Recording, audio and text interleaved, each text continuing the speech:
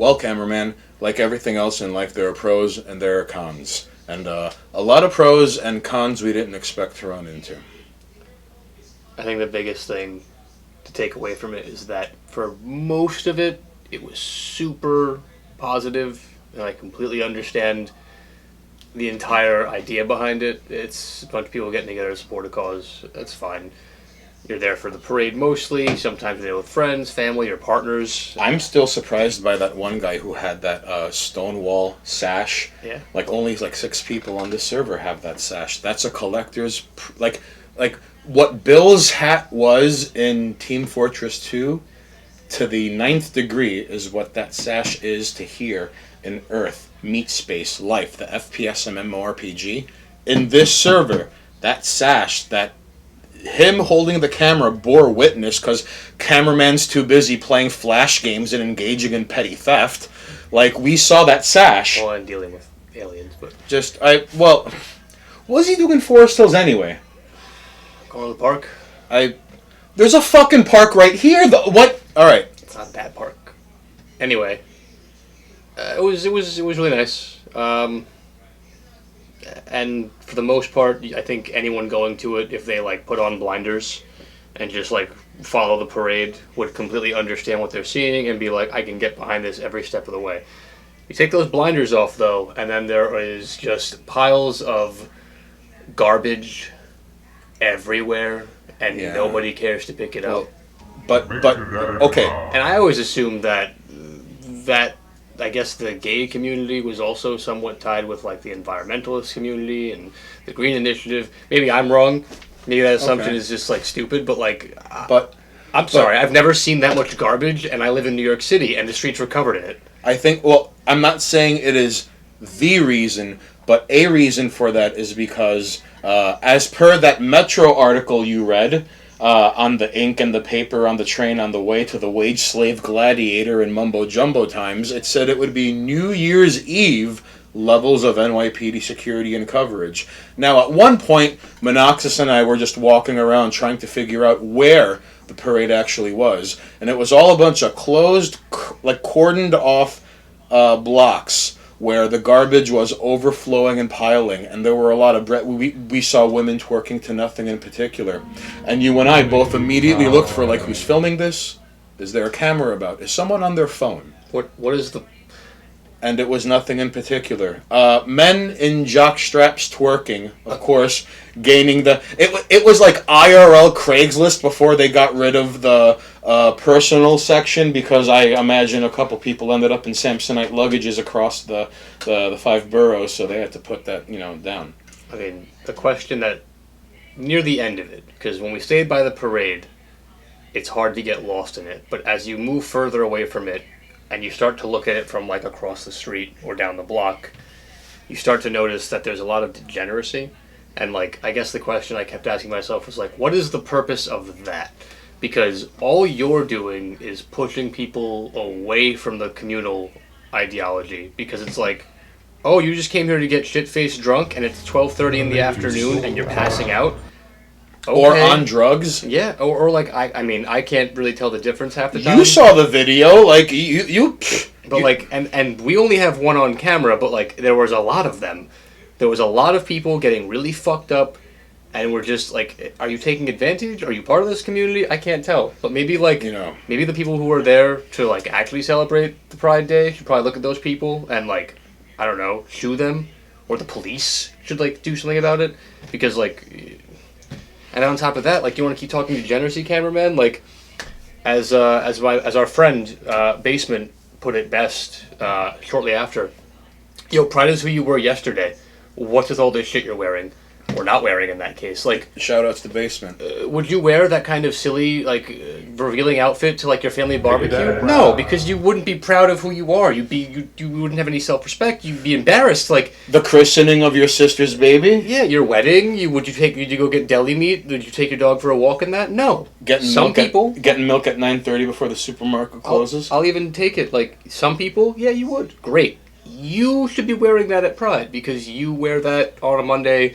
going to the library. Regardless. Because that's who you are. But some of these people are just taking advantage of the day and the celebration to be like the worst version of themselves and go, I'm proud, fuck you. Like, no, you're I'm not. gonna be so proud. You're just a moocher. You know, I remember at one point we were joking about how on our way from the parade and trying to get to the parade, we were like, what if there isn't a parade and just the cordoned off streets of just a bunch of like proud, just wandering around everywhere? And it's like, okay, like you're pretend Millhouse, you're pretend Bart Simpson, that's a man in a jockstrap twerking to people on their phone and looking to hook up. Those are shirtless men and women, and duct tape hides almost everything. But what really worried me were that, like, number one, who the fuck brings their kids to this thing? Number two, there were young women and men who looked to be of, like, high school age that, no, okay, some of you will have a horse in this race as you get older. But that's probably not the age to be able to begin to conceptualize, like, you know, well, number one, blood has been shed, and the Stonewall riots remind us PvP solves everything. It is the underlying, it's the last resort, and you know what, like, they won. And I'm a little disappointed that part of history isn't often invoked, or its significance. And number two, these kids are approaching it, like what you called half-assed Halloween. So, like, if there are pros, it was great, and people were able to express and woo and floats and flags of all sort of denominations, and that was great. But among the cons, and it was like it's half-assed Halloween, like chain leash around your neck, wearing leather either shorts or underwear and boots, and on a cell phone hugging a wall. Like, that's okay. That's part of it. Like, I remember wanting iced coffee because it was hot as shit, but not as hot as the day before. The day before was when you're like, I should have put deodorant on my balls. It was really hot. It was disgusting and unbearable and humid, and I'm pretty sure 2 people died of heat stroke, but they were either, like, you know, babies or the elderly, so, like, there was nothing they could do about it because, like, the environment's just like, hey, roll a d20, everyone gets heat stroke.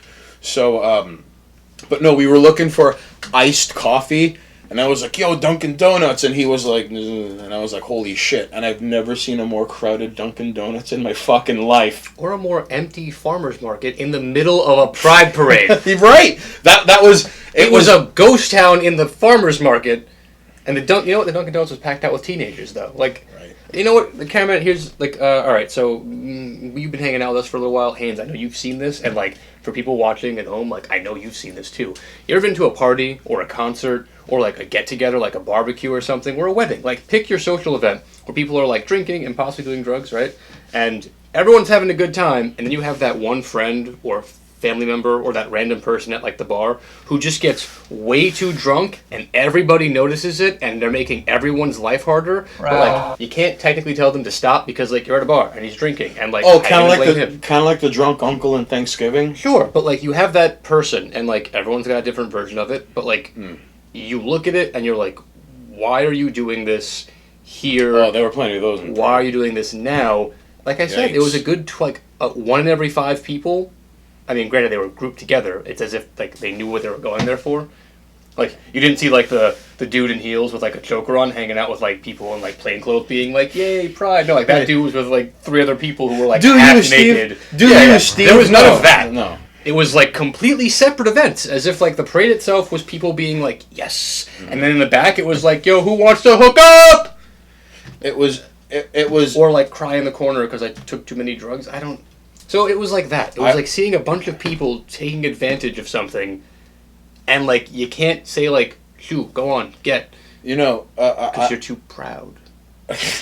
What I learned, because I've had no prior frame of reference to Pride prior to having to cover it for here at 718 TV. Now, Munoxxus has had prior experience, and one of my favorite recollections was, like, I'm not sure if you were drinking, but a cop was like, no, excuse me, and you're like, I'm gay! And he just kept going, and you were fine. So, so I had no frame of reference, and I didn't think, because it's been like this, but just the security was on, like, 5-star global level alert, no cameras, but I wonder how many undercover, like, homo thugs and undercover homo cops there were to ensure the peace. Like, there must have been at least, like, 7 or 8, like, LGBT people who were like, woo! woo parade marching that were like strapped and had their badge and like some fanny pack underneath. Oh, yeah, their like of course. hula skirt. Like it was. I mean, remember we might have missed the actual beginning, but like I didn't see anything before it, and the first thing I ever saw was like the motorcade of police, like motorcycles and vehicles that came through first with their pride stuff on. Like I'm sure that was like it opened with that, it was sprinkled throughout, and then it ended with that because like I'm a little surprised they had to keep the D up. Well, I'm not sure at what point we caught the parade. I remember walking in on just a bunch of motorcycles and expecting like a recreation of Mad Max Fury Road, which totally would have been fine, which meant like there's a truck coming, but we're at a corner, and that's not good, but like we have to keep filming, so now we have to like start doing math and like what costs are we willing to eat. And like for a brief moment, I wasn't like, I mean, listen, we at 718 TV are at the mercy of what comes across our desks. And, sometimes, the last time people had to deal with sorts of things like that is when the Vietnam War was being broadcasted into people's homes. And it was the last time anyone in the news, the media, the journalists, it was just like dead American boys broadcasted into the living room just day and night. And we lost the war at home, even though on paper, like, we probably unlocked 37 out of 40 achievements. So the point I'm trying to make is like, all right, if you want to talk about statistics, like, let's talk about gross statistics. You know what I didn't learn in a Pride Parade? Now, we've had a couple of days to leave this through, so just for a few brief moments, I would like to bring to your attention the following things. The fear of reinforcing negative stereotypes could leave some community member activists and even victims to deny the extent of violence among lesbians. Cameraman, cite that source because you gotta get to work, alright? Like, this isn't all just like playing tiddlywinks on the corner and games of solitaire between takes, alright? Listen, cite a source for that, and we're gonna discuss why.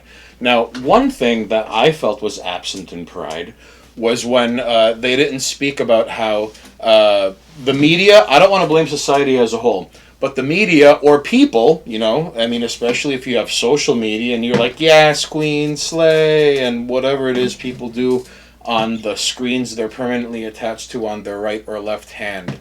So either people, society, let's blame society. Fine. All right, let's blame society. Blame society. So society hypersexualizes LGBT people, but disdains their relationships. So that ends up leaving them caught in this really weird. On one hand, there's been a lot of time and energy spent to have these people accepted into the mainstream.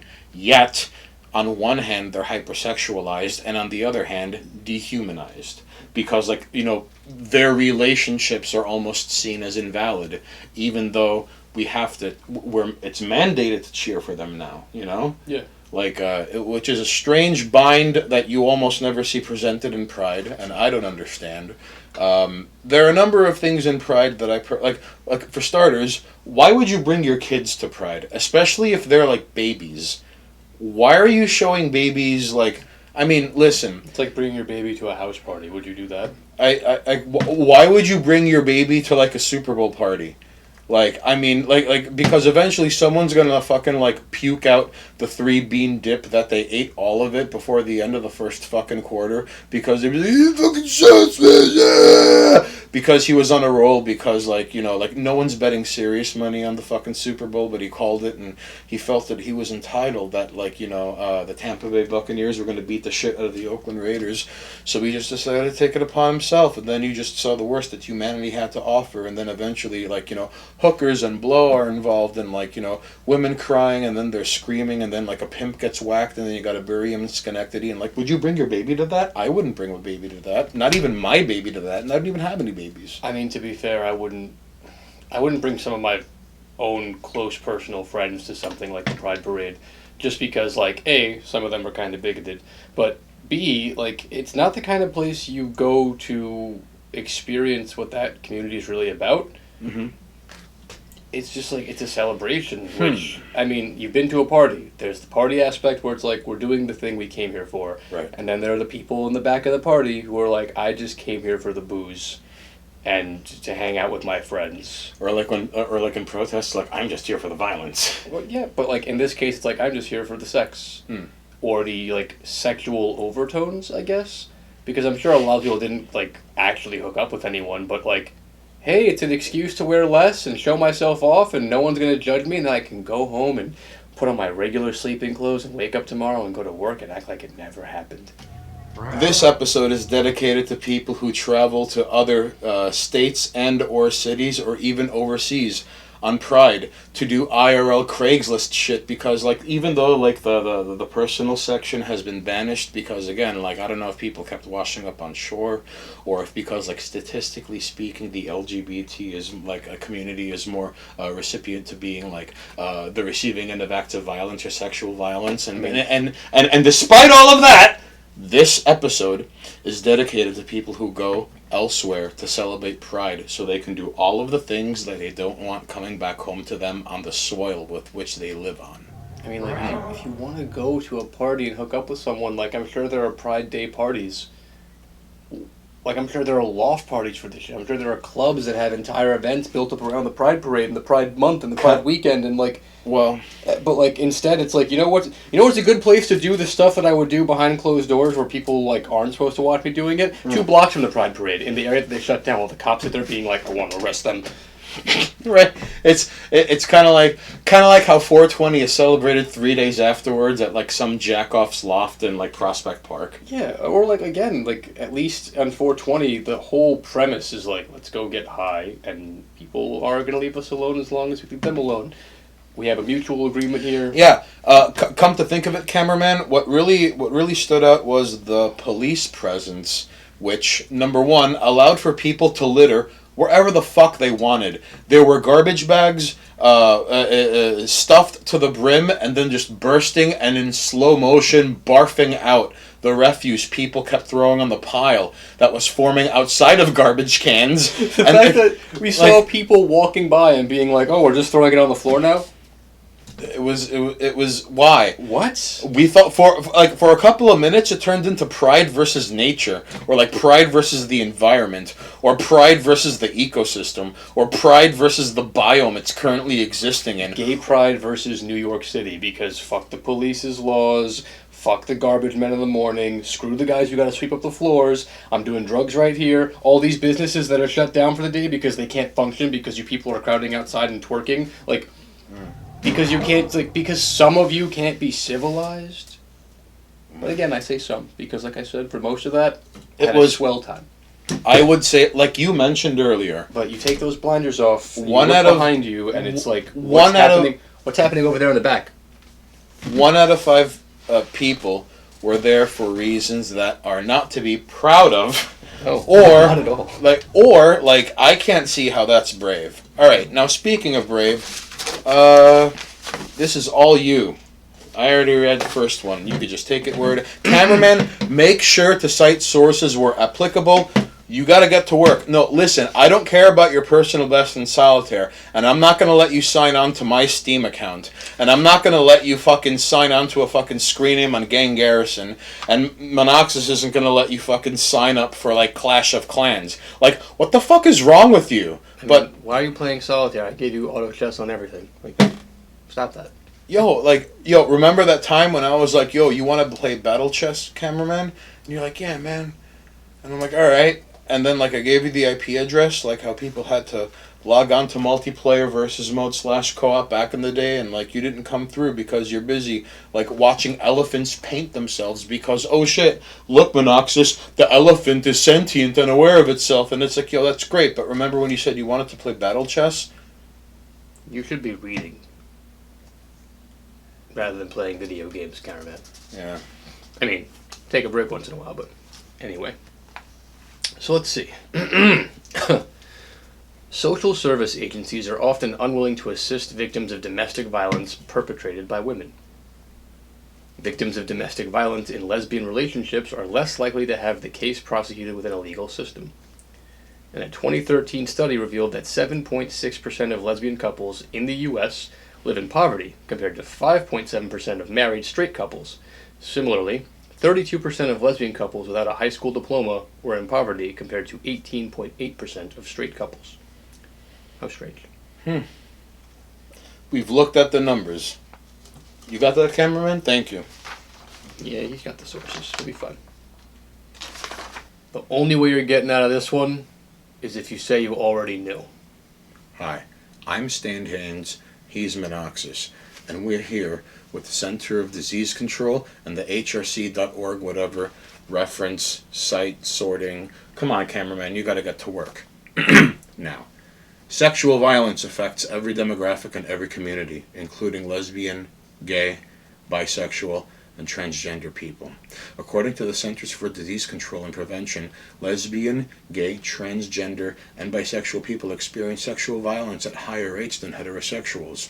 The National Coalition of Anti-Violence Projects estimates that nearly 1 in 10 LGBT survivors of intimate partner violence have experienced sexual assault from those partners. Studies suggest that around half of transgender people and bisexual women will experience sexual violence at some point in their lifetimes. As a community, LGBT people face higher rates of poverty, stigma, and marginalization, which put them at greater risk for sexual assault. They also face higher rates of hate-motivated Or prejudice-motivated. violence, which can sometimes More often. take the form of sexual assault. Moreover, the ways in which society both hypersexualizes LGBT people and stigmatizes their relationships can lead to intimate partner violence that stems from internalized homophobia and shame. That doesn't sound very brave at all. Not at all. That sounds fucked up. Yet, as a community, they rarely talk about how sexual violence affects that entire population, or what their community's unique needs are when it comes to preventing sexual assault and supporting and caring for survivors of sexual violence in general. No Pride Parade will ever bring this up. So everyone who thought you had us all figured out while watching the DVD extras, you're welcome. So, do with that as you will. A unique element for lesbians is the homophobic environment that surrounds them. This enables the lesser of the brave and proud strunk hear me roar relationship to exert heterosexual control over the victim by threatening to out her to friends, family, employers, or threaten to make reports to authorities that would jeopardize child custody, immigration, or legal status. There are significant barriers to lesbians seeking help. Lesbian victims seldom report violent incidents to the police because many fear prejudicial treatment, and many state domestic violence laws fail to protect same-sex partners. Also, in cases of same-sex violence, police often assume the abuse is mutual, or believe an abuser's claim that the abuse is mutual, and more likely to arrest both members of the couple. Battered women's agencies also may not be open to serving lesbians. Same-sex couples are always excluded from obtaining a protective order in 7 states. That'd be Arizona, Delaware, Louisiana, Montana, New York, South Carolina, and Virginia. And often excluded in 3 states, Florida, Maryland, and Mississippi. These states either limit protective orders to straight couples, or usually interpret the law to apply only to opposite-sex couples. You got that, Caravan? Anyway, for those too lazy to actually check the sources that we're going to be citing, here's some statistics for you. Again, from the CDC. 44% of lesbians and 61% of bisexual women experience rape, physical violence, or stalking by an intimate partner, compared to 35% of heterosexual women. 26% of gay men and 37% of bisexual men experience rape, physical violence, or stalking by an intimate partner, compared to 29% of heterosexual men. 46% of bisexual women have been raped, compared to 17% of heterosexual women and 13% of lesbians. 22% of bisexual women have been raped by an intimate partner, compared to 9% of heterosexual women. Thanks, Center of Disease Control. 40% of gay men and 47% of bisexual men, that's almost half, have experienced sexual violence other than rape, compared to 21% of heterosexual men. The 2015 U.S. Transgender Survey found that 47% of transgender people are sexually assaulted at some point in their lifetime. That's another 50 when you're 50. Among people of color, American Indians, 65%, multicultural, 59%, Middle Eastern, 58%, and black, 53%, respondents of the 2015 U.S. Transgender Survey were most likely to have been sexually assaulted in their lifetime. And nearly half, 48%, of bisexual women who are rape survivors experienced their first rape between the ages of 11 and 17. 404 error. Social justice outrage not found. For LGBTQ survivors of sexual assault, their identities and their discrimination they face surrounding those identities often make them hesitant to seek help from police, hospitals, shelters, or rape crisis centers, the very sources that are supposed to help them. But we live in mumbo-jumbo times. So why don't you just go to the Pride Parade and just forget about it for a while?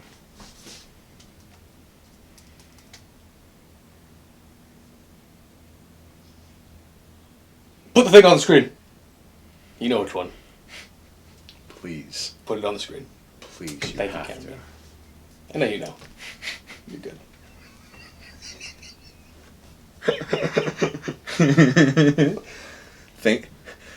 Thank you for not letting it end like a Cormac McCarthy novel.